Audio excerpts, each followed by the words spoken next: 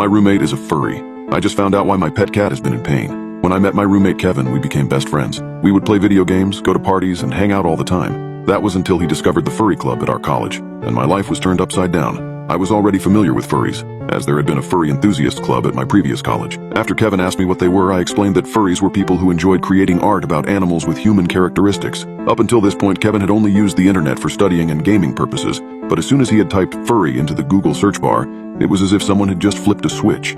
He became a completely different person. Instead of joining me in partying and games, he'd spend his free time on his computer, browsing through all sorts of furry forums and other websites. He still went to class and did his work, so I didn't think too much of it at the time. But after we returned from Christmas break, he showed me what he had been working on while on break. He had apparently taken up drawing and had sketchbooks filled with different horrifying types of furry characters. One such character he had drawn multiple times and explained that it was his fursona. I found the design impressive, but I was extremely thrown off the second he asked me if I was attracted to it. I immediately shut that down and told him how disgusting he was to even think about that, and he apologized, saying it was just a joke. I knew he wasn't joking. I started to get more worried when I saw his grades begin to suffer. He'd rarely show up to class, and when he did, he always seemed exhausted, like he hadn't gotten any sleep the previous night. He spent more and more time on his computer, or at least, it seemed like he did.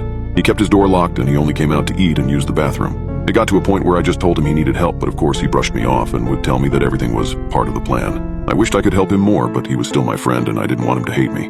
If only I knew the disgusting things he was planning to do. It was this week when the cats started vanishing. There were quite a few strays on campus, and some of the dorms let the students keep small pets, so there were plenty of cats around the school. There were so many that it was hard to not notice that they were going missing. The corkboard in the campus library was filled with missing posters. Campus security was increased when rumors began to circle about a supposed catnapper. A few students claimed to see him, luring strays away with a small bag of catnip. I had a cat myself, and was starting to get worried. Originally I was scared she also might get stolen, but I was even more worried when I noticed she was acting differently. Not as a stiv, didn't walk around very much and seemed like she was in pain. I saw Kevin even less during that time. The few times I did see him, he was accompanied by a man I didn't recognize, slightly overweight, balding, and wearing glasses. Asking around, I learned he taught at the medical school nearby and was a retired surgeon. I didn't know why Kevin was hanging around a guy like that, but I convinced myself it was better not to know. I pushed any thoughts of Kevin to the back of my mind and tried to focus on my studies. By April, I had all but forgotten about Kevin. That was until I received a text. I was watching Netflix when I heard the buzz. I thought it was my phone, but noticed it was Kevin's. He'd left his phone on the counter. I had to read it. I had to know what was going on. Hello? Kevin would like you to come to the basement of the science building. The door is unlocked. I thought about ignoring it, but it was the first time I'd heard about Kevin since the beginning of the semester. I quickly typed a response. Why? Almost immediately I got a reply. Please, he wants you to see this. Against my better judgment, I threw on my jacket and left the dorm. I had to know if Kevin was all right, but more importantly, I had to have answers. I had to know what he was up to, why he was involved with this surgeon, if he had a part in the missing cats, if he had anything to do with my cat acting completely differently, even refusing to stand up anymore. As the text had promised, the door to the science building's basement was unlocked. I'd seen the place a few times. There wasn't much down there aside from some old equipment. When I entered, however, I was surprised to find a whole setup.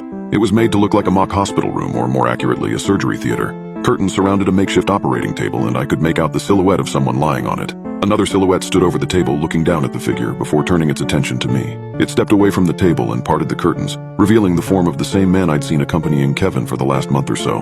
What struck me right away were his clothes. A blue operating gown stained with blood and bloody rubber gloves. It looked like he had just come from surgery. He watched me with a sad, solemn expression for a moment before I found my voice. Where's Kevin? What did you do to him? The man removed his glasses before responding. I'm sorry.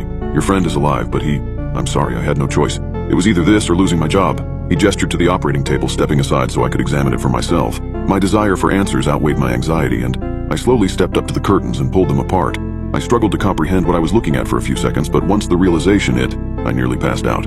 On the table laid a person-shaped mishmash of fur of varying colors and textures. Looking closer, I could make out some finer details in the unholy amalgamation, mainly in the face. A cat-like nose, lopsided cat ears, and whiskers confirmed my worst fears. Kevin? As soon as his name left my mouth, Kevin's eyes shot open, revealing green cat-like irises and slit pupils. He turned his head to face me and smiled. His teeth had been sharpened to a point, his canines far longer than they should be. I stared in horror, nearly at a loss for words. Why? He gave a small shrug. Like you said, man, fursuits are expensive, so I made my own.